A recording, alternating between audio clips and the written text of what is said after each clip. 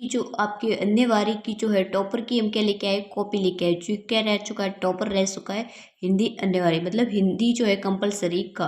तो यहाँ पर आप देख सकते हैं कि टॉपर है वो किस प्रकार से जो है लिखते हैं, उनकी जो लिखने का जो तरीका होता है वो किस प्रकार से सटीक तरीका होता है।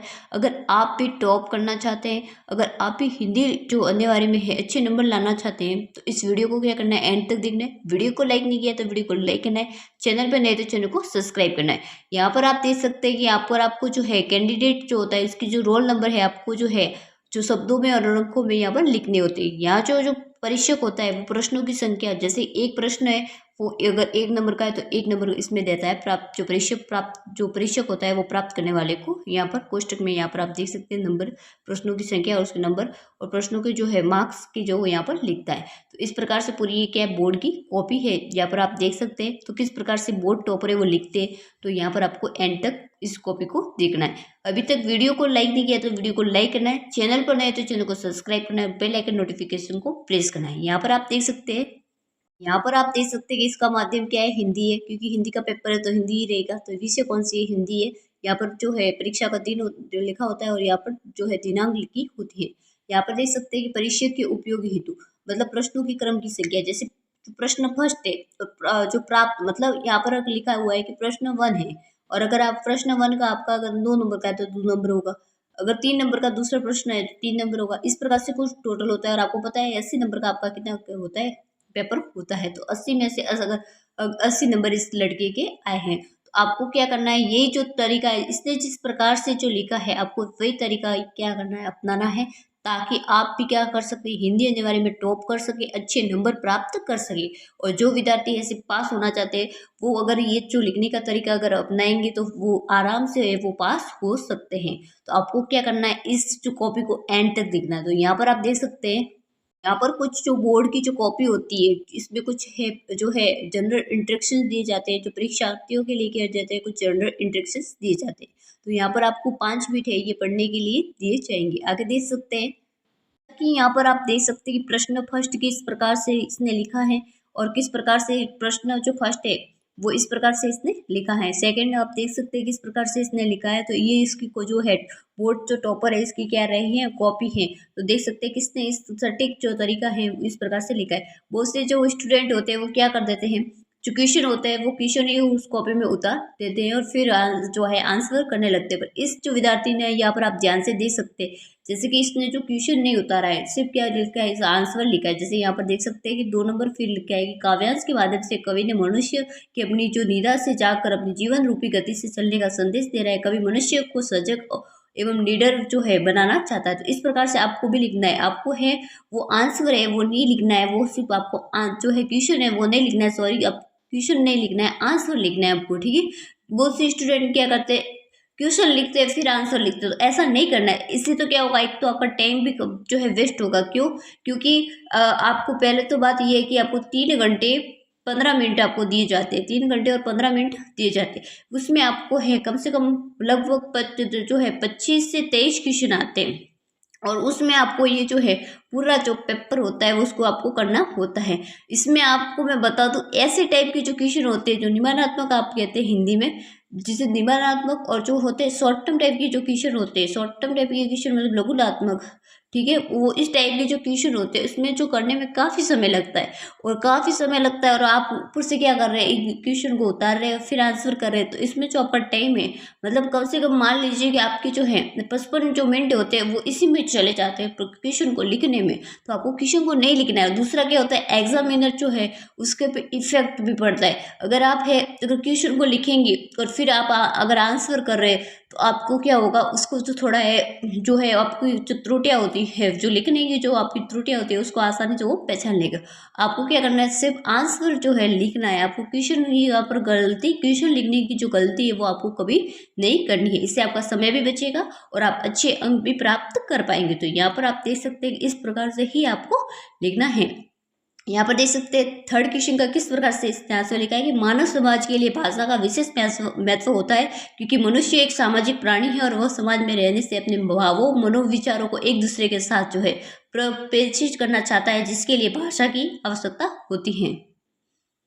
आप देख सकते हैं ब का इसने लिखा है कि लिपि किसे कहते हैं, तो लिपि की हेडिंग लगाई है। यहाँ पर लिपि लिखा है, फिर इसने क्या किया है, जो है लाइन खींची है। इसका मतलब है कि वो लिपि की हेडिंग होती है। इससे आपको क्या है, वो एग्जामिनर है वो आसानी से समझ सकता है कि इसने इस प्रकार से लिखा है। यहाँ पर देख सकते हैं जैसे इसने कुछ देवनागरी लिपि में नेपाली मराठी भाषा को लिखा जाता है, तो इसने जो है अंडरलाइन किया ताकि एग्जामिनर का जो ध्यान है इस पर चाहे। तो इसी प्रकार से आपको भी करना है। यही जो तरीका होता है बच्चे को अच्छे नंबर लाने में सहायता करता है। तो आपको क्या करना है, यही तरीका अपनाना है ताकि आप भी अच्छे नंबर ला सके, आप भी टॉप कर सके, आप भी आराम से पास हो सके। तो यहाँ पर आप देख सकते हैं लिपि का कहा है, तो मुख से उच्चारित होने वाली ध्वनियों को जिन संकेत चिन्हों के रूप में लिखा जाता है उसे लिपि कहा जाता है। अर्थात ध्वनि का लिखित रूप ही क्या होता है, लिपि होता है।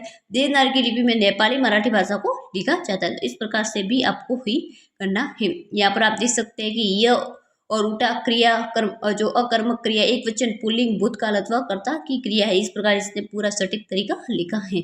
इसी प्रकार से आपको लिखना है। इसने देख सकते हैं कि अभिधा जो शब्द शक्ति है इसके बारे में इसने बताया है।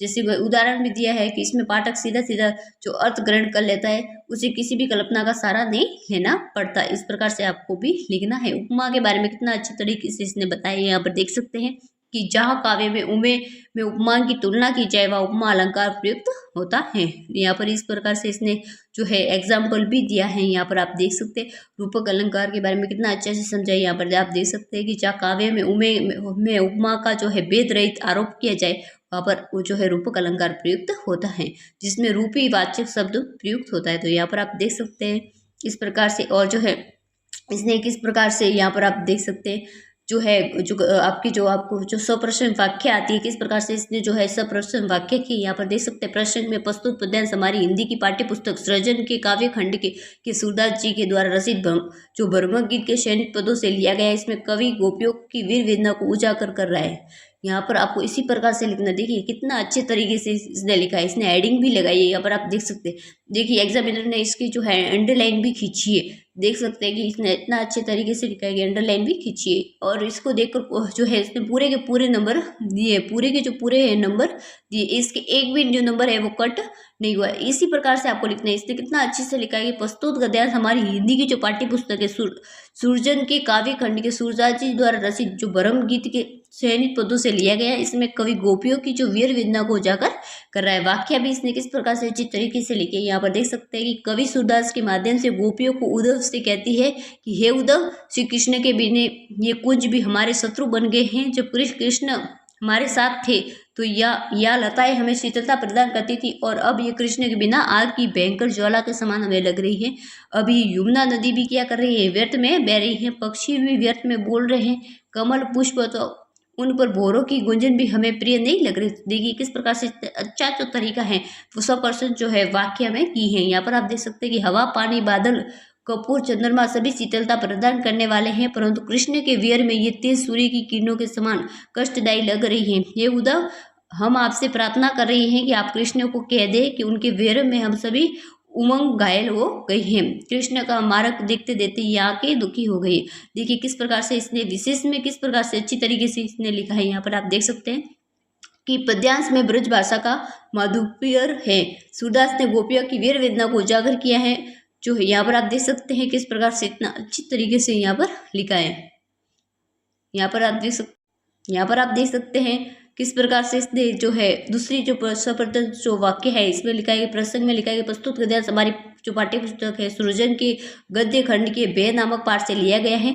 इसके जो लेखक है आचार्य जो रामचंद्र कुशल है, और जो बे नामक मनोविकार जो होता है उनकी उत्पत्ति के लिए बता रहे हैं कि किस प्रकार से आपके जो मन में है वो बे उत्पन्न होता है। तो इस प्रकार से आपको लिखना है और हेडिंग भी लिखनी है नीचे, ताकि आपको क्या वो पूरे के पूरे नंबर प्राप्त हो। यहाँ पर देख सकते हैं किस प्रकार से इसने वाक्य किए कि लेखक वर्णन करते हैं कि जब कोई आपदा या सुख आता है तो उसके जो कारण मनुष्य के मन में एक आवेगपूर्ण अथवा जो संभवकारी मनोविकार उत्पन्न होता है वही क्या होता है, व्यय होता है। क्रोध तथा व्यय में ये अंतर होता है कि जब व्यय का कारक और दुख का कारक बोध होता है तभी उन पर क्रोध आता है। व्यय व्यक्ति को बचने की प्रेरणा से अवगत कराता है। जब दुख कारक का स्वरूप बोध हो जाता है अथवा उस दुख के कारण यदि जानबूझकर दुख पहुंचाया जाए तभी क्रोध उत्पन्न होता है, अथवा क्रोध उत्पत्ति के लिए कारण का जो दृष्ट होना आवश्यक है।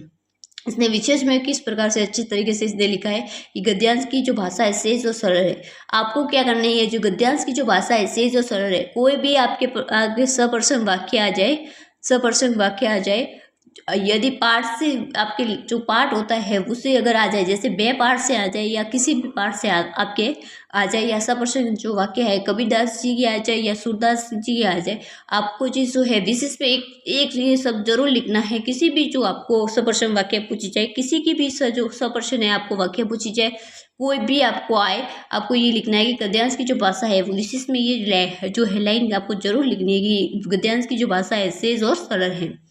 यहाँ पर आप देख सकते हैं मनुष्य के विभिन्न मनोविकारों में से भय का वर्णन किया गया है। भय अथवा क्रोध में जो अंतर है स्पष्ट किया गया है। इस प्रकार से आपको लिखना है। यहाँ पर देख सकते हैं इसने किस प्रकार से जो है बाजार के हठपूर्वक जो विमुक्ता उसमें नहीं सूरन बेचने वाले भगत जी की ने कहा कि भगत जी ने जो संयमी व्यक्ति थे उन पर जो है बाजार का जादू जो है वो नहीं चल पाया। भगत जी अपने मन को खुला रखकर बाजार जाते थे, वह हठपूर्वक अपनी इच्छा को नहीं दबाते थे, क्योंकि उन्हें बाजार में एक ही काम होता था, वह पचारी की दुकान पर जीरा व नमक खरीदते और बाकी बाजार की चमक दमक उनको प्रभावित नहीं करती थी। वह बाजार जो आके खोलकर जाते थे, परंतु बाजार रूपी शैतान का जाल उन पर प्रभाव नहीं डाल सका। इन वाक्यांश में भगत जी के संतोषी और संयमी स्वभाव का क्या हुआ है, वर्णन हुआ है। भगत जी के मन में बाजार की अन्य चीजों के प्रति आकर्षण शून्य रहता है। वह जोर जबरदस्ती अपने मन को दबाकर बाजार नहीं जाते, उन पर जादू कम ही चल पाता है। इस प्रकार से आपको लिखना है। देखिए आत्म परिचय में कविता अपनी जो है अस्मृता अथवा पहचान का बोध करवाती है। कवि जो हरिवंश राय जो बच्चन है अपने आप को इस संसार से अलग बता रहे हैं। उनकी जो मूल चेतनाएं ये है कि चाहते हैं कि परंतु असफल रहता है कि जो परस्पर प्रेम सद्भावना से युक्त तो कवि इस प्रेम के तत्व संसार में फैल जाने की आशा करता है। एक दिन ये संसार पूर्णता को प्राप्त कर लेगा और कवि ने इस संसार को अपूर्ण बताया है, जिसे प्रेम श्रद्धा का क्या है, अभाव है। इस प्रकार से आपको यहाँ पर लिखा है। यहाँ पर आप देख सकते हैं किस प्रकार से है इसने लिखा है। रजियारा सोल्टा में कवि ने बुरे मित्र के बारे में बताया है कि बुरा मित्र जो होता है मुख पर तो दूध जो लगे उस पर घड़े के समान होता है, जिसके अंदर विष क्या होता है, भरा होता है। ऊपर से तो दूध जो जैसे दूध में घड़ा होता है उस प्रकार से होता है, पर अंदर से जो दूध में क्या होता है, जिस प्रकार से दूध में कोई विष मिला दे उस प्रकार से जो है अंदर से वो होता है। यहाँ पर आप देख सकते हैं कि ये मित्र शत्रु से भी अधिक घात होता है। ये मित्र से हानि होती है, हमें क्या होती है, मित्र से हानि होती है। अथवा एक सच्चा मित्र वही है जो अपने मित्र का कहा हुआ प्रत्येक काम करता है, उनकी सहायता करता है, तत्पर रहता है। जिस प्रकार से कृष्ण ने अर्जुन से मित्रता निभाई वही क्या होती है, सच्ची जो मित्रता है उसका उसने एक एग्जाम्पल दिया है। यहाँ पर आप देख सकते हैं कि इसने जो लिखा है किस प्रकार से लिखा है कि हाँ उनकी जो सबके आगे किसी के आगे सब रहित संकल्प रहित मौन प्रार्थना से मैं खुली है। ये पंक्ति जो है गडरी के परिवार के लिए प्रयुक्त की गई हो, क्योंकि जब गडरी की भेड़ों की कोई बाधा पहुंचती है तो यह भेड़ों के बीमार हो जाने पर शून्य आकाश की ओर खुली रहती है। जो गडरी का परिवार खुशी का अनुभव करता है जब उनकी जो पेट जो स्वस्थ हो जाती है, उनकी मौन प्रार्थना इस प्रकार तत्काल सुनता है। इस प्रकार से देख सकते हैं किस प्रकार से जो प्रवृत्ति जो है क्षेत्रों के बारे में लिखा है। कबीरदास जी के बारे में लिखा है कि कबीरदास जी है वो कहते हैं द्विगुण भक्ति काव्यधारा के जो ज्ञान सी शाखा के प्रतिनिधि कवि माने जाते हैं। कबीरदास जी का जो जन्म है यहाँ पर आप देख सकते हैं कि 1398 को हुआ। उनको कवि के बाद जो है समाज सुधारक पहले माना जाता है। कबीरदास जी ने भेदभाव और बाह्य आडंबर एवं स्वास्थ्य का प्रबल है उन्होंने क्या किया, विरोध किया है। कबीरदास जी अपनी जो है सपाट बयानी अथवा त्रष्टा से के लिए क्या हुए, प्रसिद्ध हुए। हजारी प्रसाद द्विवेदी ने उन्हें वाणी का जो है डायरेक्टर कहा है। यहाँ पर आप देख सकते हैं कि कबीरदास जी की जो दुए को साखी कहा जाता है, क्योंकि उन्होंने जो है अपना जो जीवन अनुभव को क्या किया है, साक्ष्य के रूप में प्रकार किया है। उनकी वाणी का जो संकलन उनके शिष्य जो धर्मदास ने किया, उनकी रचना बीचक मानी जाती है। बीचक के 3 भाग है, साखी, शबद अथवा रेमिनी। कबीरदास जी ने अपने शिष्यों को है सदाचार व श्रेष्ठ जीवन मूल्य अपनाने की शिक्षा दी है। कबीरदास जी की जो मृत्यु है जो 1518 में हुई। यहाँ पर आप देख सकते हैं रहीम के बारे में कितना अच्छे से लिखा है इसने कि कवि रहीम ने सज्जन व्यक्ति के रूठ जाने पर उनको बार बार जो है मना लेने की बात कह रहे हैं, क्योंकि सज्जन व्यक्ति से किसी भी जो प्रकार की है बुराई नहीं होती है। सज्जन व्यक्ति में जो होता है, जो बुजुर्ग व्यक्ति होता है, उसमें जो है किसी भी प्रकार की बुराई नहीं होती। सज्जन व्यक्ति का भला ही करता है। सज्जन जो व्यक्ति होता है वो दूसरों का क्या करता है, भला ही करता है, उससे किसी भी प्रकार की कोई हानि नहीं होती है। तो सज्जन व्यक्ति को उसी प्रकार से 100 बार रूठ जाने पर भी क्या करना चाहिए, मनाना चाहिए। कि जिस प्रकार जो है बहुमूल्य मोतियों का हार टूट जाने पर एक एक मणके को क्या को पिरोया जाता है। जैसे अगर कोई बहुमूल्य हार होता है वो टूट जाता है तो उसको क्या कहते हैं, उसके जो वो बहुमूल्य जो रत्न होते हैं उनको एक एक जो धागे में क्या होता है पिरोया जाता है। उसी प्रकार से सज्जन अगर रूठ जाए तो उनको बार बार हमें क्या करना चाहिए, मनाना चाहिए। किस प्रकार से, जिस तरह से इसने लिखा है यहाँ पर 20वां जो क्वेश्चन था उसके बारे में लिखा है कि यहाँ कौन दुर्ग है, वही झोपड़ी ने सोचा जो चाहे ले ले, रूप वाक्य में ममता ने बादशाह हुमायूं से कहे हैं। इस प्रकार से आप देख सकते हैं बलवान से पीड़ित जो पदार्थ में हमें ये शिक्षा मिलती है कि हमें अन्याय के दबे नहीं रहकर उनका क्या करना चाहिए, विद्रोह करना चाहिए। अन्याय को विद्रोह करके ही जो समाप्त किया जा सकता है। अगर आप अन्याय को समाप्त करना चाहते हैं तो विद्रोह आपको करना जरूरी है। अन्याय जो पीड़ित को संगठित होने व मुकाबला करने का क्या जैसा संदेश दे रहा है, और ये संदेश जो है भी दिया गया है कि व्यक्ति को गुणा नहीं करनी चाहिए बल्कि उन्हें बुरे काम से घृणा करनी चाहिए। यहाँ पर आप देख सकते हैं कि 23वां जो क्वेश्चन है, यहाँ पर आप देख सकते हैं किस प्रकार से 23वां क्वेश्चन है कि मैं राम के लिए तड़पता हूँ, वो मेरे लिए प्रस्तुत वाक्य में तुलसीदास जी एक तरफ तो से प्रभु भक्ति के लिए लीन होना चाहते हैं, तो दूसरी ओर उनके मन में रत्नावली के प्रेम का जो क्या है, मोह नहीं है। तुलसीदास जी बताते हैं कि शायद प्रभु मुझे इसी कारण क्या है, दर्शन नहीं दे रहे हैं कि मैं रत्नावली को दुखी कर रहा हूँ। इस प्रकार उनकी स्थिति कि जो है मैं रखे बैगन के लूट करने के समान है। यहाँ पर आप देख सकते हैं किस प्रकार से अच्छी तरीके से श्री जो है श्री राम के बारे में जो है वो जो श्री कृष्ण जो श्री राम के जो विचार थे जो तुलसीदास जी के, वो बताए हैं कि श्री तुलसीदास जी हैं उनके जो मन के जो विचार थे राम के प्रति वो यहाँ पर बताए गए हैं। देव नारायण एवं राजा जो महाराजा सूरजमल ने अपने जीवन को समाज के धर्म के लिए समर्पित कर दिया। देव नारायण हैं बगड़ावत कुल के जन्मे नागवंशी गुजर थे। उन्होंने समाज का एक नई दिशा दी। ये जो शिक्षित अथवा तंत्र शास्त्र के पाखंड पंडित थे। उनकी अनेक चमत्कार जैसे जयसिंह की पुत्री पीपल देव को जो है उसको स्वस्थ करना, सारण शेठ को जीवित करना, सूखी नदी में पानी निकालना आदि हैं। देवनारायण जी ने गोटा में अमन चैन स्थापित करने के लिए अत्याचारी सूरजमल से क्या क्या विद्रोह किया। देवनारायण जी ने गायों के क्या थे, संरक्षक थे। उन्होंने समाज में मनुष्य के नीम और गोबर का क्या बताया, महत्व बताया। समाज में जो मनुष्य है उसको क्या बताया, जो नीम और गोबर का क्या क्या महत्व होता है, उन औषधियों का क्या क्या महत्व है उसके बारे में बताया। उनके गुणों से लोगों को अवगत कराया। उन्हीं गुणों से आज उनकी पूजा नीम के पत्तों से की जाती है। उनकी जो पूजा होती है देवनारायण जी की, उनकी किन से होती है, नीम के पत्तों से होती है। इनके मंदिरों को देवरा कहा जाता है। उन्होंने आडंबरों का विरोध किया। उनको भगवान श्री विष्णु का भी क्या माना जाता है, अवतार माना। किसका अवतार माना जाता है, श्री भगवान के। यहाँ पर आप देख सकते हैं कि महाराज सूरजमल भरतपुर के क्या थे, राव बंदन सिंह के जो है जेठ पुत्र थे। ये विशिष्ट गुणों अथवा अन्य से बड़े होने के कारण युवराज बनाए गए और तीक्ष्ण बुद्धि वाले थे। इन्होंने जो है मेवात के द्वार जंग को पराजित किया अथवा नवाब अलीगढ़ अब्दाली भारत आया तो उसने दिल्ली पर अधिकार कर लिया। तो उन्होंने जो है जलावत खा अथवा संधि जिसकी शर्त नीम थी। जैसे यहाँ पर देख सकते हैं किस क्या शर्त थी कि मुगल सेना जो है पीपल वृक्ष नहीं काटेगी, मंदिरों अथवा देवालयों को क्षति नहीं पहुँचाएगी। उन्होंने जो अब्दाली को ऐसा पत्र लिखा जिससे पढ़कर उसकी हिम्मत और डिग कुमेरे अथवा भरतपुर जैसे राज्यों की ओर बढ़ने को नहीं हुई। इस प्रकार उन्होंने जो है समूचे उत्तर भारत को उसके प्रभाव से प्रभावित कर रखा था। यहाँ पर आप देख सकते हैं कि समाचार लेखन में इंट्रो, ये समाचार का क्या होता है, प्रारंभिक जो मुख्य सूचनात्मक भाग होता है जिसमें प्रथम 4 जो है कारकों की जानकारी दी जाती है, जिसमें जो मुंडड़ा भी कहते हैं।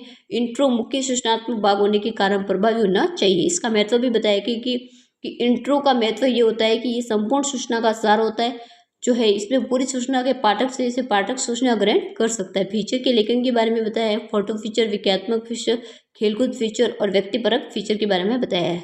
यहाँ पर देख सकते हैं कि इंटरव्यू के बारे में भी बताया गया है। यहाँ पर देख सकते हैं डायरी लेखन के बारे में और डायरी लेखन के महत्व के बारे में भी यहाँ पर बताया गया है। यहाँ पर आप देख सकते हैं नारी शक्तिकरण के बारे में कितना जो यहाँ पर नारी शक्तिकरण ऐसे का जो सवाल ये आया हुआ है, किसका, ऐसे के सवाल आपको किस प्रकार से करने हैं। यहाँ पर जैसे नारी शक्तिकरण, मोबाइल का जो उपयोग की जो इंटरनेट का महत्व है, नारी शक्तिकरण है। इस प्रकार से आपको बेटी बचाओ बेटी पढ़ाओ है, बालिका शिक्षा का महत्व है, इसके बारे में आपको क्या पूछा जाता है, एक निबंध पूछा जाता है जिसमें आपको सबसे पहले नारी शक्तिकरण जैसे इसने कितने प्रकार से अच्छी तरीके से इसने लिखा है। यहाँ पर देख सकते हैं इसने प्रस्तावना लिखी है कि नारी जाति आज समाज में पिछड़ी हुई है। समाज में नारी जाति को संगठित होने की आवश्यकता है और नारी समाज में पुरुषों के रूप में जो है बनकर जीवन जीती है। नारियों वर्तमान मान में इस प्रकार से आपको लिखना है। यहाँ पर देख सकते हैं कि नारी शक्तिकरण क्या है, नारियों को पुरुषों के समान समाज में जीने के लिए सुविधापूर्ण शक्तियाँ प्रदान करना नारी शक्तिकरण कहलाता है। नारियों का एक ऐसा मिलकर खड़े होने की शक्ति नारी और समाज को द्वारा प्रदान करने नारी शक्तिकरण कहलाता है। नारी शक्ति वर्तमान में चरमोत्तर पर है। नारी शक्ति में बाधा, नारी शक्तिकरण में पिछड़ा समाज एक प्रमुख बाधा है। अंधविश्वास भी इससे प्रमुख योगदान देता है। समाज में गरीब और अशिक्षा जो है उसके लिए मुख्य भूमिका निभा रहे हैं। नारी शक्तिकरण वर्तमान में सरकार में कमजोर प्रयास भी क्या एक बाधा का काम कर रहे हैं। नारी के उत्थान में अशिक्षा महत्वपूर्ण योगदान दे रही है। लोगों ने स्त्री पुरुषों में लिंग भेदभाव तो पुरुष समाज की प्रधानता का एक प्रमुख बाधा है। इसमें से कुछ समाज के लोग अपने आप को नारियों से श्रेष्ठ बताने के लिए अनेक गलत प्रयास करते हैं। यहाँ पर आप देख सकते हैं कि नारी शक्तिकरण के सहायक तत्व इसने बताए हैं कि नारी शक्तिकरण का प्रमुख सहायक तत्व पुरुष प्रधान समाज की पराजय होना है। और पुरुष यदि ये स्वीकार कर ले तो ये विरोध पूर्वक सख्त हो जाएगी कि वर्तमान में सरकार ने भी समाज में उत्थान में अपने जो है यथार्थ प्रयास किए हैं। यहाँ पर आप देख सकते हैं कि नारी शक्तिकरण के लाभ भी बताए, क्योंकि एक जो शक्तिकरण नारी ही समाज में जीवन जी पाती है, उनके जीवन में कोई बाधा ही नहीं आ पाती। शक्त नारी अपने बच्चों को पूर्ण रूप से शिक्षित कर काम कर सकती है। समाज में उत्थान होगा। इस प्रकार शक्त नारी जो है निर्बला और अबल न रहकर सबल बन जाएगी। इस प्रकार आप लिखते उपसार में कितना अच्छी तरीके से लिखना है कि किस प्रकार सख्त नारी अपने समाज का उत्थान करने में विशेष योगदान देती हैं। पिछड़ी नारियां समाज में पिछड़ी रह जाती है और वर्तमान में नारियां सभी सरकारी नौकरियों में और पुरुषों के बराबर जो है प्राप्त कर रही हैं। इस प्रकार से आपको लिखना है। यहाँ पर आप देख सकते हैं किस प्रकार से इसने परिपत्र लिखा है। राजस्थान सरकार वित्त जो विभाग जयपुर के बारे में यहाँ पर आप देख सकते हैं दिनांक भी लिखी है कि समस्त जो प्रशासनिक अधिकारी को सूचित किया जाता है कि पिछले 2 वर्षों में विभागीय सूचनाओं के आधार पर यह स्पष्ट हुआ है कि विभागों का निवेश अधिक किया गया है, जिसके कारण वित्त कभी सूचना जो है सामने आई है। अब सभी जो प्रशासनिक अधिकारी वित्त वियोजन की विधियों का अनुसरण करें। समस्त जो प्रशासनिक अधिकारी वित्त जो विभाग अध्यक्ष जो है रामेश के बारे में है। इस प्रकार से आपको ये था संपूर्ण पेपर। यहाँ